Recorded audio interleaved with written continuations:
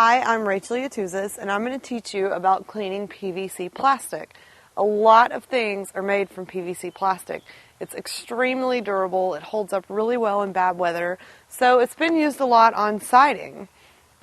A good way to clean it, and hopefully you're only going to have to do this once a year, maybe even once every couple of years, is to get a bucket, like I've got right here. You want to put about a quart of bleach in the bucket, and then add some dish soap. I would say add quite a bit, maybe even up to half a cup.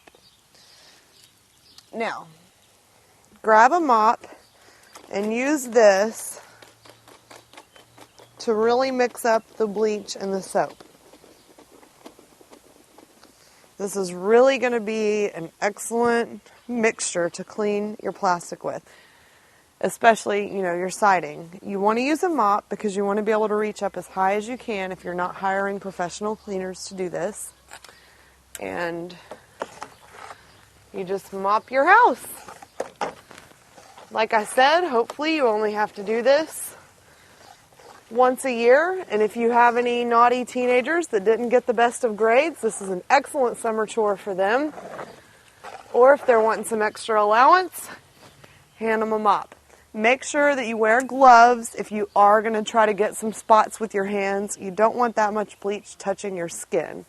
So make sure you wear gloves when you do this, but it's fairly easy. It's just very time consuming. After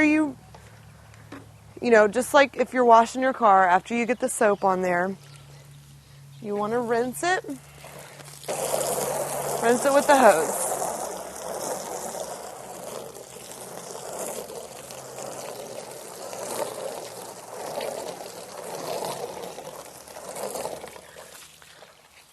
I'm Rachel Yatuzis, and that is how you clean PVC plastic.